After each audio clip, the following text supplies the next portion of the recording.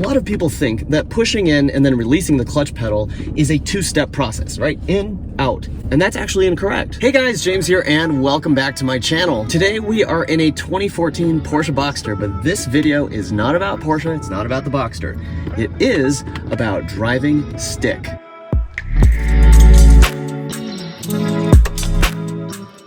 Let me start by telling you guys a little story about why it's so important to learn how to drive stick properly. About 12 years ago, I was a senior in college, and just about a month after I began driving stick, there was a little something called the senior formal. I thought I was gonna impress my date so hard on the way to the formal that she would not be able to resist me. This senior formal was taking place in San Francisco, full of hills and traffic lights and stop signs. Long story short, there was not a second date. And while driving stick really smoothly is not necessarily going to get you a second date, it is really important for making sure that your passenger doesn't feel like puking. So that's what today's video is all about. How to drive stick really smoothly. Nothing fancy, but just super smooth. The first thing you want to do is set your seat in the proper position. This sounds super lame, but it's actually incredibly important to get your seat in the right position, mainly so that you have really good control over the clutch. Moving the clutch pedal properly and with the right timing is actually the hardest part of driving stick smoothly. So you gotta get your seat in the right position for that. Push the clutch pedal all the way to the floor where it doesn't move anymore. And when you do that, your leg should be at about this angle, okay? And your ankle should be at about this angle. You don't want your leg to be totally straight because then you lose control at that point. Your leg can act almost like as a bit of an accordion as you are coming off of the clutch pedal. Now that our seat is in the right position, let's actually fire up the car. So make sure your shifter's in neutral, push the clutch all the way down and turn the key.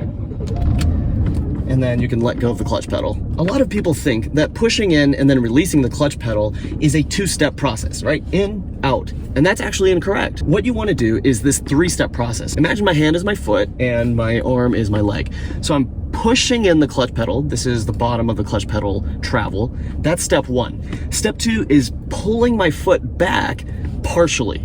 And the point where I kind of slow down the pullback is what we call the bite point. It's where the clutch actually begins to engage again. So you momentarily slow down and then you lift off. So it's a 1, 2, 3. Let's take a look at what proper clutch pedal movement looks like, and please excuse the nasty carpet. This is what happens when you get tan interiors. Step one is to push the clutch pedal all the way to the floor where it doesn't move anymore. And that sounds easy, but you'd be surprised to know how many people leave the clutch pedal a little off the floor and then they try to shift and there's just bad things happen, right? So you have to get the clutch pedal all the way to the floor. Step two is to move the clutch pedal back to the bite point. And what you'll notice is that a lot of that is being done with my ankle rather than my knee. So my heel is not moving very much back, but the front of my foot, the ball of my foot, is moving quite a bit more. And I know it's hard to see it from this angle, but just know that in the beginning, my ankle is quite extended, and then at the bite point,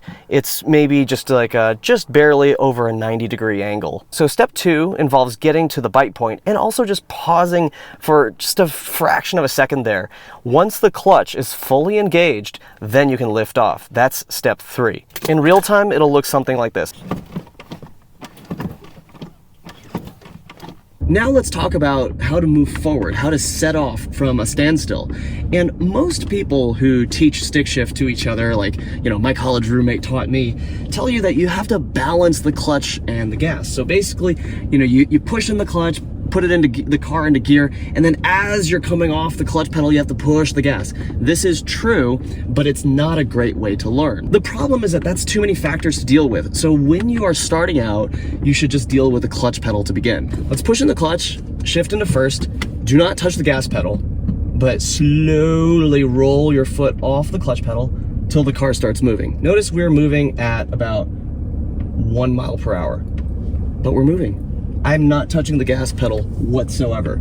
This is actually really, really good practice for understanding where that bite point is. Coming to a stop now, and let's do that again. So we're neutral, I push the clutch, shift into first, and slowly roll off the clutch. And I'm actually paused right now at the bite point, and you can see that the car is starting to move forward. And if you start to feel the engine lugging or it's kind of struggling, then you know you need to push the clutch pedal back in. So that's how it works. Do that dozens of times until you know exactly where that bite point is. You want your movement of the clutch pedal to be very quick, except right at the bite point where you want to slow down a little bit. Over time, that little pause after step 2 gets shorter and shorter and shorter as you get more and more fluent with your transmission. Once you know where that bite point is and how to roll off the clutch pedal very precisely at that bite point, then start to introduce the gas. This is where you have to start balancing the two pedals. Basically, if you put too much gas in and are not off the clutch enough, then what'll happen is that the RPMs go too high, at maybe 2,000 RPM. And you see people doing this a lot when they're pulling into like a gas station or into a parking lot, and they don't drive stick very well. It's like, and then like the car is barely moving, right? That's not good for your clutch. Basically, you're just wearing out your clutch a whole bunch without just getting to the point and engaging with minimal slip. But the opposite problem is even more dangerous for your drivetrain. Basically, if you see the RPMs dipping below idle RPM and you start to feel that vibration from the engine, that those lugging noises, that means that there's not enough gas, or you've let off of the clutch pedal a little bit too soon. If you can get to the point where your foot is off of the clutch pedal and the car is at, you know, somewhere between 1,000 to 1,200 RPM, that is a very good place to be. All right, let's set off here. I'm actually getting the car moving at about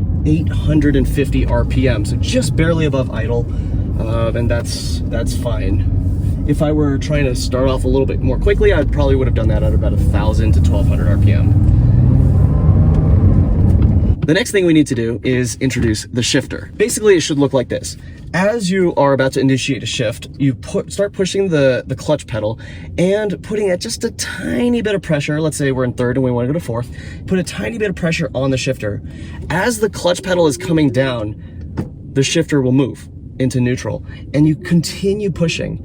And what happens is that you want to time it such that right after your clutch pedal hits the floor, that's when you pop into the gear that you want. Shifting from a gear position into neutral doesn't actually require your clutch pedal to be all the way to the floor. So you don't need to wait until your clutch pedal is on the floor before you start moving the shift lever. What are you doing with the gas pedal during this time? Well, what you should do is lift off the gas as soon as your clutch pedal goes down, and then you get back on the gas as the clutch pedal is coming back up. But let me demonstrate to you what that looks like when you're actually in motion.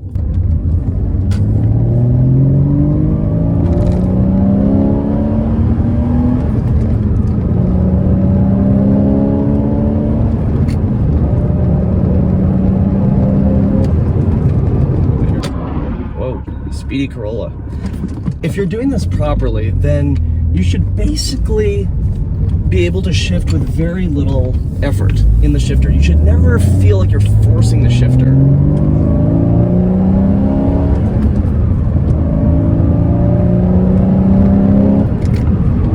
Over time, what you want to do is learn the pacing and the timing of the pedals and the shifter so that you can shift with as little force in the shifter as possible. The shifter should feel like it just kind of melts into, or just kind of, it's like dominoes, like into the next gear that you want. It should not kick back at you. It shouldn't have any weird, resistance. Now, you might be tempted to move the shifter really slowly and come off the clutch really slowly to try to smooth out the shifting, and it actually doesn't work that way. So basically what happens during a shift is that the engine slows down, all the shafts and gears in the transmission are also slowing down.